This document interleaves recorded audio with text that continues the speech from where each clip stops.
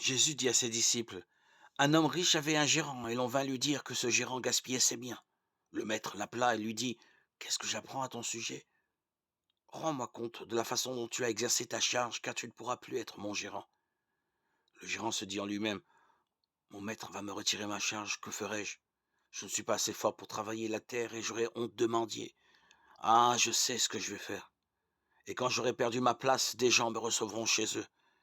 Il fit alors venir un à un tous ceux qui devaient quelque chose à son maître. Il dit au premier, combien dois-tu à mon maître? 100 tonneaux d'huile d'olive, lui répondit-il. Le gérant lui dit, voici ton compte, vite, assieds-toi. Écris 50. Puis il dit à un autre, et toi, combien dois-tu? 500 sacs de blé, répondit-il. Le gérant lui dit, voici ton compte, écris 400.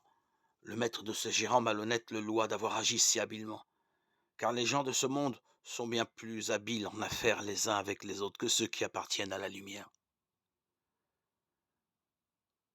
Jésus ajouta, et moi, je vous dis, faites-vous des amis avec les richesses de ce monde, afin qu'au moment où elles viendront à vous manquer, on vous reçoive dans les demeures éternelles. Celui qui est fidèle dans les petites choses est aussi fidèle dans les grandes.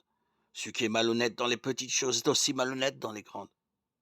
Si donc vous n'avez pas été fidèle dans votre façon d'utiliser les richesses de ce monde, qui pourrait vous confier les vraies richesses? Et si vous n'avez pas été fidèle en ce qui concerne le bien, qui est à quelqu'un d'autre qui vous donnera le bien qui est à vous? Aucun serviteur ne peut servir deux maîtres. Il haïra l'un et aimera l'autre. Il sera fidèle à l'un et méprisera l'autre. Vous ne pouvez servir à la fois Dieu et l'argent. Les pharisiens entendaient toutes ces paroles et se moquaient de Jésus car ils aimaient l'argent.